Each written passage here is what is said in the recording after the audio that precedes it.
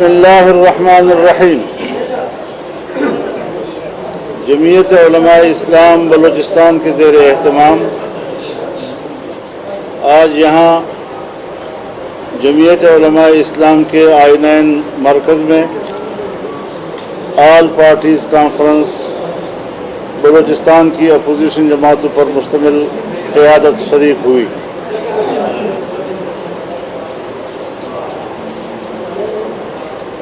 اجلاس میں ملکی اور قومی معاملات زیر غور آئے اور جن مشترکہ نکات پر اتفاق ہوا ہے وہ مشترکہ نکات اس پریس کانفرنس کے سامنے پیش کیے جاتے ہیں۔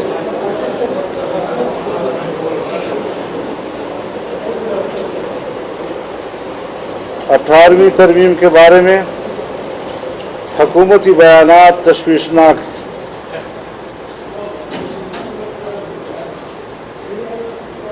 آج کا اجلاس 18ویں ترمیم کے حوالے سے حکومتی عزائم پر تشویش کا اظہار کرتی ہے۔ آل پارٹیز کانفرنس فیصلہ کرتی ہے کہ 18ویں ترمیم پر اس کی روح کے مطابق عمل درآمد کیا جائے گا اور اس میں کسی قسم کی ترمیم یا رد و بدل برداشت نہیں کی جائے گی۔ 10ویں NFC ایوارڈ میں آئین کی دفعہ 160 کی شق نمبر 3 کی ذیلی شق A کے تحت صوبوں کا 57.5% حصہ متعین ہے، جس میں کسی قسم کی کمی کو قبول نہیں کیا جائے گا۔ 18ویں آئینی ترمیم اور NFC ایوارڈ کو وفاق کی جانب سے اگر اس میں رد و بدل کی کوشش کی گئی تو اس کی ہر سطح پر جمہوری قوتوں کی طرف سے مزاحمت کی جائے گی۔ اجلاس میں وفاق کی جانب سے ملک کی وفاقی پارلیمانی آئینی اور سیاسی نظام، سیاسی پارٹیوں اور ملک کے سیاسی اداروں یعنی پارلیمنٹ کے اختیارات غصب اور سلب کرنے اور انہیں بے وقت بنانے کی دانستہ کوششوں اور اس کے برعکس ملک میں ڈمی اور غیر سیاسی عناصر کو آگے لانے کی شدید مذمت کرتے ہیں۔ تمام سیاسی پارٹیاں واضح کرتی ہیں کہ ملک کو اس کے حقیقی منتخب پارلیمنٹ اور اسمبلیاں ہی بحرانوں سے نکال سکتی ہے۔ آج کی آل پارٹیز کانفرنس ملک میں بالعموم اور صوبہ بلوچستان میں بالخصوص FC کی ظالمانہ انتظامی اختیارات ختم کرنے کا مطالبہ کرتی ہے اور تمام ملک اور بالخصوص بلوچستان میں لاپتہ افراد کو بازیاب کرانے کا مطالبہ کرتی ہے اور ملک میں جاری غیر آئینی اور غیر قانونی گرفتاریوں کی مذمت کرتی ہے اور مطالبہ کرتی ہے کہ اس غیر آئینی، غیر قانونی اور غیر انسانی عمل کو فوری طور پر روکا جائے اور گرفتار افراد کو فوری طور پر بازیاب کیا جائے۔ آل پارٹیز کانفرنس ملک میں جاری میگا پروجیکٹس سی پیک کے جاری منصوبوں پر اجلاس نے تفصیلی غور کیا۔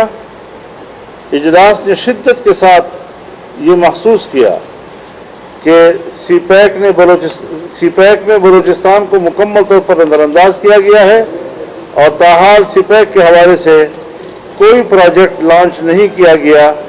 آل پارٹیز کانفرنس مطالبہ کرتی ہے کہ سی پیک میں شامل صوبے کے تمام اہم منصوبوں پر مکمل عمل درآمد کیا جائے۔ آل پارٹیز کانفرنس صوبہ بلوچستان میں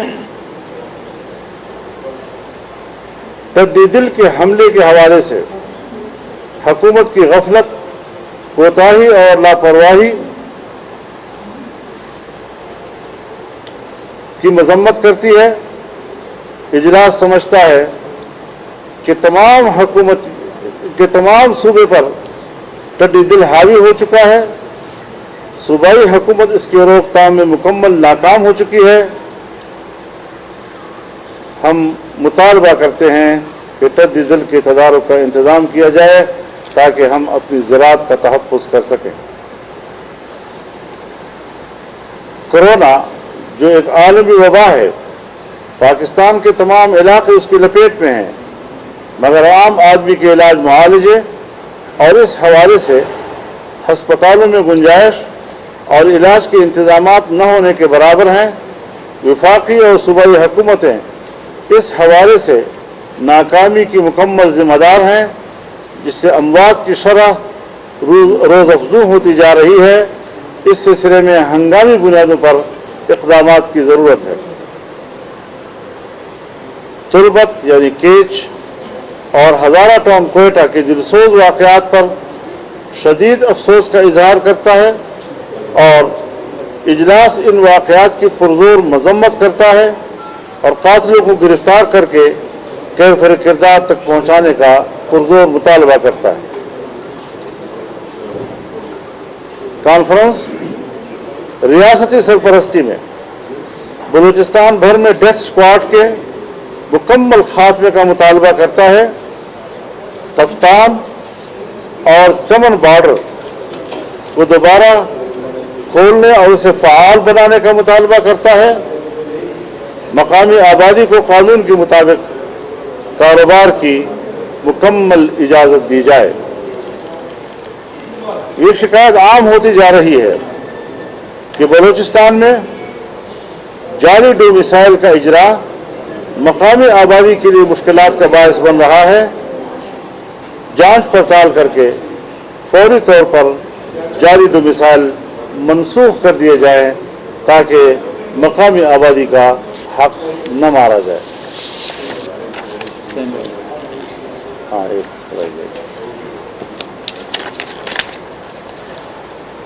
اجلاس مطالبہ کرتا ہے کہ سینٹ جو وفاق میں اکائیوں کی نمائندگی کا مؤثر ادارہ ہے، اس کے اختیارات میں اضافہ کیا جائے۔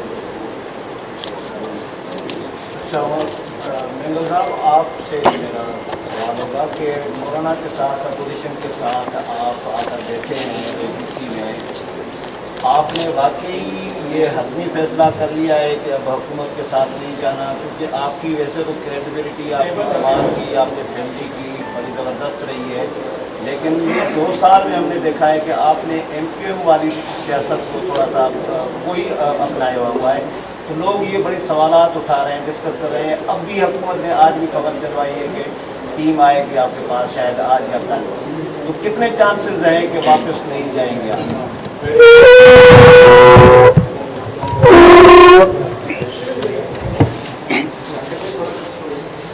جہاں تک حکومت سے اتحاد کا تعلق ہے، میرے خیال میں پاکستان کی پارلیمانی تاریخ میں ہی کبھی ایسا ہو کہ فلور آف دا ہاؤس کسی نے جو ہے حکومت سے لا تعلقی کا اعلان کیا ہو، خاموشی میں کیا ہو، رات کے اندھیرے میں کیا ہو، واٹس ایپ پہ کیا ہو یا ٹویٹر پہ کیا ہو۔ بلوچستان نیشنل پارٹی وہ واحد پارٹی ہے جس نے یہ اعلان کیا۔ اس سے پہلے ہم ان کو وارن کرتے رہے، بارہا ان کو وارن کرتے رہے، جب وہ ہمیں مذاکرات کے لیے آئے تو ہم نے اپنے خدشات کا اظہار کرتے رہے۔ اور جمعیت علماء پاکستان اور بلوچستان نیشنل پارٹی شاید آپ کے علم میں نہیں ہے، 1973 سے لے کر بلوچستان میں جو ہے انہوں نے اکٹھے حکومت کی اور اکٹھے اپوزیشن میں رہے ہیں۔ 93 میں مولانا واسع بھی ساتھ تھے ہمارے، میں ان کا اپوزیشن لیڈر بھی تھا، اور اس کے بعد حکومت جب بنی ہم اکٹھے رہے۔ ابھی بھی بلوچستان میں اگر اپوزیشن میں ہیں تو 2 بڑی جماعتیں، جمعیت علماء پاکستان بلوچستان نیشنل پارٹی اور PK میں اپوزیشن میں بیٹھے ہیں، باقی تو سب حکومت میں ہیں، سیاسی لوگ ہیں۔ ہم نے نہ، اور اچھا ایک بات واضح کروں میں، جب میں نے اعلان کیا اس وقت بھی ہم آزاد بینچز پر بیٹھے ہوئے تھے، اپنے مطالبات رکھ کے اب بھی ہم آزاد بینچز پر بیٹھے ہوئے ہیں. بلوچستان کے حوالے سے ہم آج بھی میری بات ہوئی تھی مولانا صاحب سے. اپوزیشن نے ہمیں چاہا, ہمیں بلایا, ہماری باتیں سنی, بالکل ہم بات کرنے کے لیے تیار. اور اسی طرح اگر کوئی بھی آتا ہے حکومت کی طرف سے, اپوزیشن کی طرف بھی کافی آئی ہے, وہ بھی ان سے بات کر سکتے ہیں. لیکن حکومت میں جانا اب وہ شاید میرے اپنی ذات کی بس میں نہیں ہے, پارٹی کی سینٹرل ایگزیکٹو کمیٹی کا فیصلہ ہے. اور آپ کو بھی یہ معلوم ہونا چاہیے, ہمارے دوست بلوچستان کے جو یہاں پر بیٹھے ہوئے ہیں, ہماری سینٹرل ایگزیکٹو کمیٹی کا فیصلہ کوئی فرد واحد اس کو نہیں تبدیل کر سکتا. اگر حکومت واقعی ان معاملات میں دلچسپی رکھتی ہے اور سیریس ہے, وہ بلوچستان کے ان جملہ مسائل کو حل کر لیں. بی این پی نہیں, پورا بلوچستان جو ہے پی ٹی آئی جوائن کر لے گا. سر یہ بتائیے گا کہ آپ نے جیسے کہا کہ اب آپ کسی نے فیصلہ کروں گے, تو کیا جو فائنانس بل ہے گزشتہ سال تو آپ نے تحفظات کے باوجود حمایت کی تھی حکومت کی, اب موجودہ فائنانس بل کی آپ حمایت کریں گے یا مخالفت کریں گے یا ووٹنگ میں حصہ نہیں لیں گے, کیا کریں گے؟ دیکھیں نا, جب ہم نے حکومت کا ساتھ ہی چھوڑ دیا ہے تو بیگانی شادی میں پھر عبداللہ دیوانی ہم کیوں بنے؟ بہت اچھا. مولانا صاحب یہ بتائیے گا کہ ابھی جیسے آپ نے اعلامی میں یہ کہا کہ بلوچستان صورتحال کا جائزہ لیا گیا, تو کیا بلوچستان کی صوبائی جو حکومت ہے اس کے حوالے سے بھی کوئی میکینزم بنایا گیا ہے کہ موجودہ صورتحال میں کیا صوبے میں کوئی تبدیلی آ سکتی ہے؟ اس معاملے میں کیا آپ نے کچھ جماعتوں نے غور کیا یا نہیں؟ ہم تو پی ٹی آئی اور باپ پارٹی جو ہے اس کو جڑواں بہنیں سمجھتے ہیں, تو ان کے ساتھ تو پھر کوئی ظاہر ہے جی کہ نہیں ہو سکتا نا. مولانا صاحب دلی کی جو بات کریں گی صوبائی سطح پہ کوئی تبدیلی ہو سکتی ہے حکومت میں, اپنی جماعتیں کٹھی بیٹھی یہ تو صوبائی جماعت بیٹھے گی اور صوبائی جماعتیں آپس میں سوچیں گی کہ وہاں کیا کوئی تبدیلی کے امکانات ہو سکتے ہیں یا نہیں. میں اس وقت اس پر تبصرہ کرنے کی پوزیشن میں نہیں ہوں. مولانا صاحب آزادی مارچ جس مقصد کے لیے آپ لائے تھے کہ موجودہ حکومت کا خاتمہ لانا, اب جبکہ اختر مہندر صاحب بھی حکومت کے ساتھ نہیں ہیں, کیا اس طرح کی صورتحال پیدا ہو سکتی ہے کہ تمام اپوزیشن جماعتیں حکومت بنائیں اور حکومت کا خاتمہ؟ دیکھیے, فی الحال تو بنیادی بات یہ ہے کہ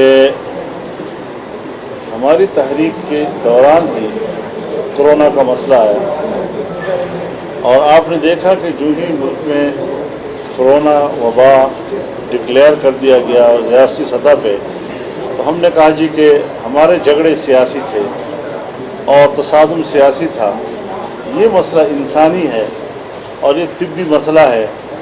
اس پہ ہمارا رضاکار, ہمارا کارکن ہر سطح پر انتظامیہ کے ساتھ تعاون کرنے کے لیے تیار رہے گا. تمام چیزوں سے ہم سیاسی سرگرمیاں معطل کر دی, مدارس ہم نے بند کر دیے, امتحانات ہم نے روک دیے, مساجد کے حوالے سے مشترکہ حکمت عملی اور سی او پیز طے ہو گئی اور ہم اس پر مکمل اب تک بھی پابندی کر رہے ہیں. تو یہ چیزیں ہوتی ہیں جس کی وجہ سے ملک کے سیاسی نظام میں تعطل آیا. لیکن اس تعطل کی آڑ میں جب حکومتی سطح پر غیر جمہوری فیصلے ہونے لگے اور اس سے انہوں نے ناجائز فائدہ اٹھایا, تو ہمیں بھی مجبوراً پھر محدود پیمانے پر سرگرمیاں شروع کرنے کا مجبوری ہوئی, اور ہم نے تمام سیاسی پارٹیوں کے ساتھ رابطوں کا عمل شروع کیا ہے. اب آپ دیکھ رہے ہیں کہ صوبہ خیبر پختونخوا میں اور آج بلوچستان صوبے کی اپوزیشن پارٹیاں اور اسی طریقے سے دوسری صوبوں میں دوسری جماعتیں بھی آج پارٹیز کر رہی ہیں. یہ باہمی روابط کا ایک عمل ہے. جب ہم تمام متفقہ نکات پہ ہر صوبے کے لوگ پہنچ جائیں گے تو پھر مرکزی سطح پر ایک آل پارٹیز کی طرف ہم جائیں گے اور اس وقت ایک ماحول ہم بنائیں گے. تو انشاءاللہ العزیز ان حالات میں جتنا کچھ اپوزیشن کے پلیٹ فارم پر ہو سکتا ہے اور عام آدمی کی جو ہم ترجمانی کر سکتے ہیں, اس کی نمائندگی کر سکتے ہیں, اس میں ہم میدان میں آ گئے ہیں اور انشاءاللہ العزیز یہ عمل آگے بڑھے گا. مولانا تحریک آپ کی سیاست کے بارے میں کہا جاتا ہے کہ سیاست بڑی عجیب ہے آپ کی, آپ جدھر بھی ہو حکومت میں ہو یا اپوزیشن میں ہو, دونوں اپنی جائز کو پیش کر سکتے ہیں. آپ نے جو عمران خان کے خلاف تحریک چلائی اور آپ اسلام آباد پہنچے تو اپوزیشن نے बड़ा लेवल से काम करके हैं, नासिर बख्ती हैं, आपके साथ ही रह सकते हैं। और दूसरी जानिब जो हुकूमत की इत्तेहादी हैं उनमें भी वो इंगेज किया आपको उन्होंने, और ये कहा गया कि कुछ गारंटियाँ दी गई हैं और कुछ गारंटियाँ दी गई हैं। क्या वो टाइम कब आएगा जब आप उन गारंटर्स के गारंटियाँ लेने और देने वालों के नाम सामने आए? जब कोरोना ज़रा थोड़ा नीचे जाएगा तब बात अच्छा मौलाना, कोई तहरीक अदम एतमाद का ऑप्शन भी है अपोजिशन के पास? वज़ीर आज़म के खिलाफ तहरीक अदम एतमाद का ऑप्शन कोई है तेरे? और देखिए, तहरीक अदम एतमाद जो है वो ऐवान के अंदर के अरकान की तादाद और उसके ऊपर शुमार होती है। अक्सरियत तो हमारे पास पहले भी थी, लेकिन सेनेट इलेक्शन में, चेयरमैन के इलेक्शन में क्या हुआ कर? तारीख का एक बेहतरीन वाक़या हमने तारीख के औराक पे छोड़ा है।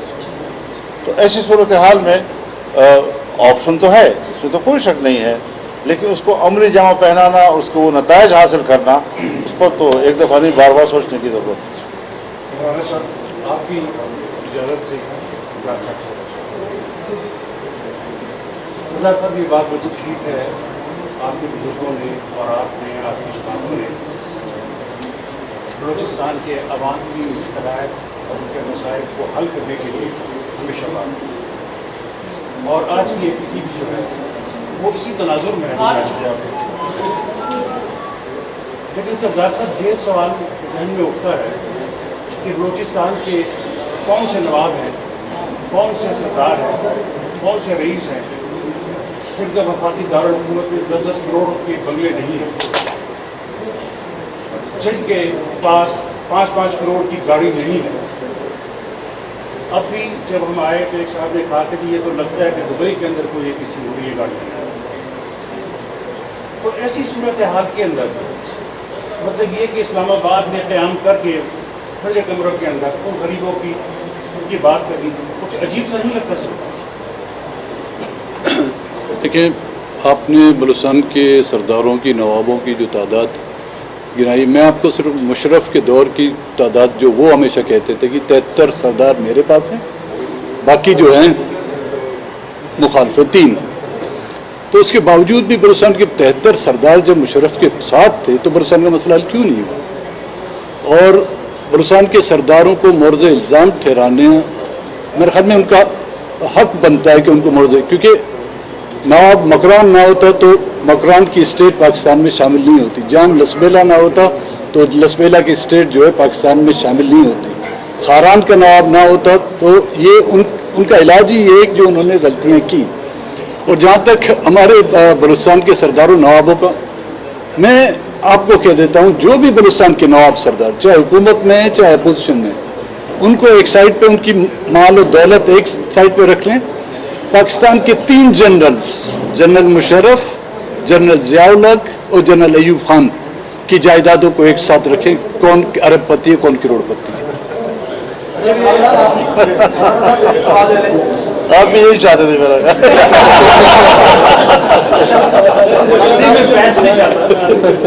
अच्छा मौलाना साहब, हम अपोजिशन के लोगों का जब कोई केस आता है, जब उनका नाम किसी कमीशन में आता है, इंक्वायरी होती है, तो उनको और पकड़ लिया जाता है या उनको नोटिस भेज दिए जाते हैं। लेकिन हुकूमत के जो चीनी की अभी कमीशन की रिपोर्ट आई, जिनके नाम है पहले वो साथ बैठे रहे, जगीर तरीन साहब बाहर भी चले गए। क्या कहते हैं हुकूमत के, जो हुकूमत इंसाफ के नाम पे ही आई है, उसकी इस सारी हजरत एहतसाब सिर्फ अपोजिशन के लिए है। ये एक सियासी हथियार है जो अपोजिशन के खिलाफ बतौर इंतकाम के इस्तेमाल हो रहा है। हम पर कोई नेब या एहतसाब का दबाव नहीं है, लेकिन मैं उसूली तौर पर मुल्क की सियासत के हवाले से समझता हूँ कि ये जो कुछ है ये एहतसाब के नाम पर है, लेकिन इंतकाम के लिए है। वरना यही जो आपने अभी चीनी के हवाले से कमीशन की बात की है, किस तरह आराम से निकल गए और किसी कोई पूछने वाला उसका नहीं है। अगर इसी तरीके से कोई और सियासतदान मुल्क से निकल जाता, या नवाज शरीफ चला जाता, या जरदारी साहब चले जाते, या शहबाज शरीफ चले जाते, या मरियम नवाज चली जाती, तो क्या हशर आपकी मीडिया की दुनिया में उनके खिलाफ किया जाता। लेकिन यहाँ पर तो जैसे उनको मराहत दी गई है। फिर आप देखें कि जो पार्टी की फॉरेन फंडिंग केस है वो क्यों इल्तिवा में मुसलसल पड़ता चला जा रहा है। BRT वाला केस वो क्यों इल्तिवा में पड़ता चला जा रहा है, जब صوبہ خیبر پختونخوا میں خود انہوں نے ایک احتساب کمیشن بنایا تھا، لیکن جس وقت یہ خود اس کے گرفت میں آیا اور شکنجے میں آئے تو وہ احتساب کمیشن ہی ختم کر دیا گیا۔ اب ایسے حکمران کہ جہاں احتساب مخالف کے لیے ہو اور ان کے لیے بالکل بھی نہ ہو اور ان کے خلاف دروازے اس کے بند کر دیے جائیں، اور جب پریشر زیادہ آئے تو اس پریشر کو کم کرنے کے لیے کبھی ایک آدھ بار چیئرمین نیب کہہ دیتا ہے کہ ہمارا رخ گورنمنٹ کی طرف بھی ہو سکتا ہے، وہ صرف اس پریشر کو دور کرنے کے لیے۔ لیکن حقیقت یہ ہے کہ ان باتوں کو تسلیم کرنا پڑے گا، اور میرے پاس تو تجاویز اس حوالے سے سخت ہے، خدا کرے کہ میرے اپوزیشن کی دوسری پارٹیاں جو ہیں وہ ہماری تجاویز کو قبول کر سکیں۔ مولانا صاحب، جیسے قاضی کے کیس کے فیصلے کو کس طرح دیکھتے ہیں؟ میرے خیال میں بڑے اچھے طریقے سے انہوں نے اپنا کیس فائٹ کیا ہے، خود جج ہیں، عدالت کے مکمل احترام کے ساتھ کیا ہے، ان کی اہلیہ نے جس صاف گوئی کے ساتھ اپنی پوزیشن واضح کی ہے، اور پھر انہوں نے ان کے خلاف جو ریفرنس تھا اس کو خارج کر دیا ہے۔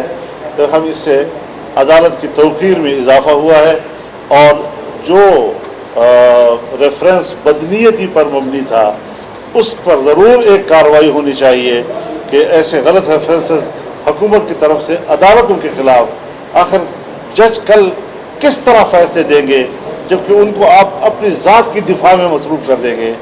عدالت کا وقت ضائع کیا گیا ہے، ججوں کو ہراساں کرنے کی کوشش کی گئی ہے، ججوں کے جو اپنے فرائض منصبی ہیں اس پہ تعطل پیدا کیا گیا ہے۔ یہ ساری وہ چیزیں ہیں کہ جس کو ہمیں دیکھنا چاہیے، اور عدالت کو خود اس ساری چیز کا نوٹس لینا چاہیے کہ اس طرح کے بدنیتی پر مبنی ریفرنسز وہ کیوں آتے ہیں، اور جبکہ عدالت نے خود بدنیتی کا لفظ استعمال کیا تو پھر بدنیتی کی سزا بھی ہونی چاہیے۔